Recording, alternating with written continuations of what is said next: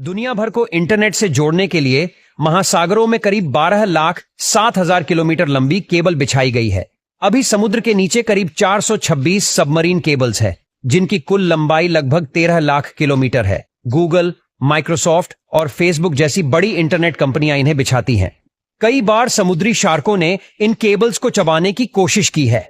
इसके बाद केबल्स के ऊपर शार्क प्रूफ वायर रैपर लगाना शुरू किया गया।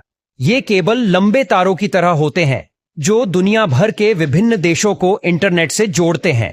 99% दुनिया में कम्युनिकेशन और डेटा ट्रांसफर समुद्र के नीचे बिछी कम्युनिकेशन केबल्स के जरिए ही होता है। इन केबल्स को सबमरीन कम्युनिकेशन केबल कहते हैं। लेकिन क्या आप जानते हैं इंटरनेट केबल का ये जाल कैसे काम करता है और यह केबल आधुनिक जीवन के लिए कैसे और कितनी महत्वपूर्ण है? मारिया नाम की इस केबल का वजन 24 नीले व्हेल के समान है। वैसे आपको बता दें कि इनमें से एक केबल को बिछाने में करीब 3 से 400 करोड़ डॉलर का खर्च आता है। यह केबल किसी अन्य मोटे केबल की तुलना में पतले होते हैं। यह केबल सुरक्षात्मक जेली, प्लास्टिक शीट और तांबे के तारों की परतों में लिपटे होते हैं। लेकिन अपने पतले आकार के साथ भी ये केबल अविश्वसनीय रूप से 100 गीगाबाइट प्रति सेकंड डेटा भेज सकते हैं और आने वाले नए केबल तो 400 गीगाबाइट प्रति सेकंड डेटा भेजने में सक्षम है। लेकिन यह इतनी तेज और इतना ज्यादा डेटा भेज कैसे पाते हैं?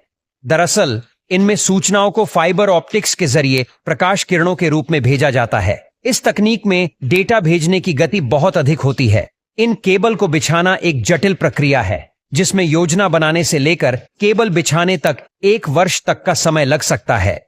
इसके लिए केबल बिछाने वाले विशेष जहाजों का उपयोग किया जाता है। इसमें केबल्स को विशाल बेलनाकार ड्रमों पर लपेटा गया होता है। इस विशेष जहाजों की मदद से लगभग 10 किलोमीटर प्रति घंटे की गति से केबल बिछाए जाते हैं। ये जहाज सुरक्षित रास्तों से होकर गुजरते हैं और ऐसे स्थानों से बचते हुए चलते हैं जहां ज्वालामुखी या भूकंप इत्यादि का खतरा बना रहता है। किंतु फिर भी दुर्घटनाएं तो हो ही सकती हैं और होती भी है।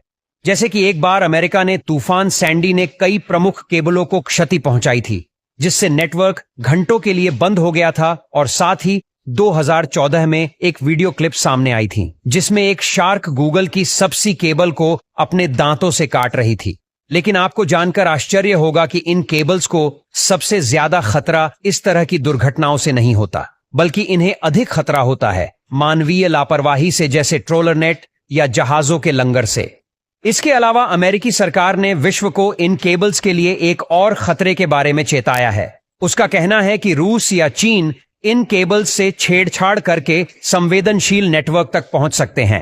दरअसल इन केबल्स की लागत और रखरखाव बहुत अधिक महंगा होने के कारण इसे विभिन्न देशों की सरकारें या अर्ध सरकारी संस्थान संभालते हैं। यदि बात करें इंटरनेट अंडरसी केबल्स का मालिकाना हक रखने वाली सबसे बड़ी कंपनी कौन सी है, तो वह है अमेरिका की AT&T। कुल 2,30,000 किलोमीटर लंबी अंडरसी केबल का स्वामित्व इसके पास है। इन केबल्स की दूसरी बड़ी मालिक है चाइना टेलीकॉम।